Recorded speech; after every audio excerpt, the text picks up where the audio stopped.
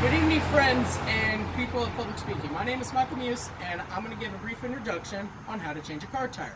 I've seen this many of times where people have no idea. Liberty Mutual has a funny commercial where two teenagers are stuck on the side of the road, and they have no idea how to change a car tire.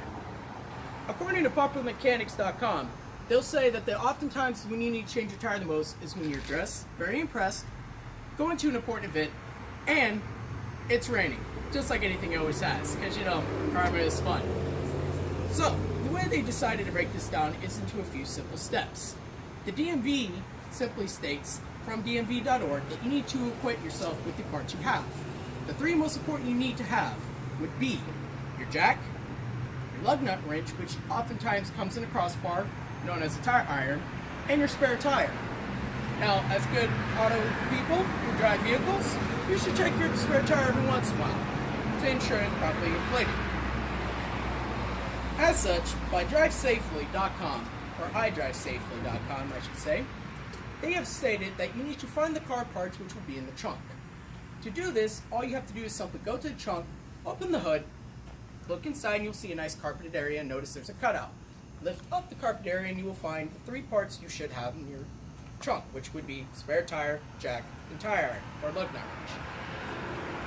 When you need to change a tire, you need to find a way to get over as safely as possible, either to the shoulder of the road or onto an offshoot ramp, depending if you're on the freeway or interstate. This has been presented by drivingtest.org. From there, what you want to do is you want to get out of the vehicle, find your parts, make sure that your emergency flashers have been applied, and you put on your e-brake so that your car does not roll away. If you have a block of wood, 2x4, or wheel wedges, this is the point in time when you want to the front of the vehicle or the tires that have not been deflated that need to be changed, and you want to embed them inside so as the car is not to roll away. From here, you want to take your jack and without going under the car, look underneath and find the metal frame.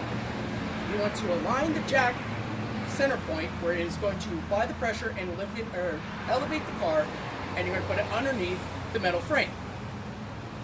From here, you're going to take your lug wrench and you're going to break the resistance by going counterclockwise of each of the lug nuts, whether it be 4 or 5 of them. You don't want to take them off, you just want to break the seal. Sometimes they are very, resistant, to say the least, so you can actually use your full body weight, whether it's your foot or jumping on it if you're a smaller person with not as much body mass. From here, once all the lug nuts have been broken and you can easily change them with just your hand, this is the time when you want to take your jack stand and you want to elevate your car. From here, once the tire is no longer on the ground and you can freely move it around, this is when you remove all the lug nuts. You take both hands firmly on the tire and you pull to you. Once the flat tire that you need to change is off, you place it to the back or the front of the car so it's out of your way. You grab a hold of your spare tire and you line up the new lug nut holes with the previous bolts that were attached. You line it as best you can, and from here you're going to take each lug nut and you're going to replace them on, and you're just going to hand tight. Do not actually at this point twist anything harder than hand tight. From here, you are going to lower the car very slowly and ensure that you have no point gone underneath the car. Be very mindful of your feet. Once you put that spare tire on, people have a tendency to put their foot underneath. Ensure there is nothing under the vehicle at any point. You're going to consistently lower the car until it rests upon the new tire. From here, you lower the jack stand, you can safely pull it out and move it off to the side so as not to impede any further obstructions or usage of the car. It is now this point where you will take your lug wrench and you're going to tighten each lug nut until you cannot twist anymore. But a key fact on this, which has been presented by Bridgestone tires, is you're going to tighten each of your lug nuts in a star pattern. Well, what is a star pattern? A star pattern is basically you're going to skip every other lug nut so as not to go to the next one to allow even pressure throughout it. From here, it's the same as when you were popping off the resistance, you're going to apply resistance.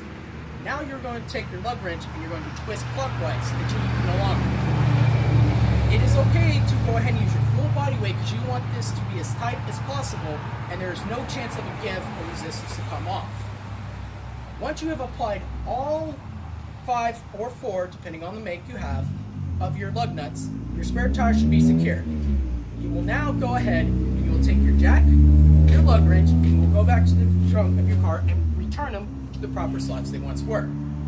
Put the carpet down, and you're going to grab the old tire, if you have room in your trunk, and put the old flat tire inside the trunk or in your back seat.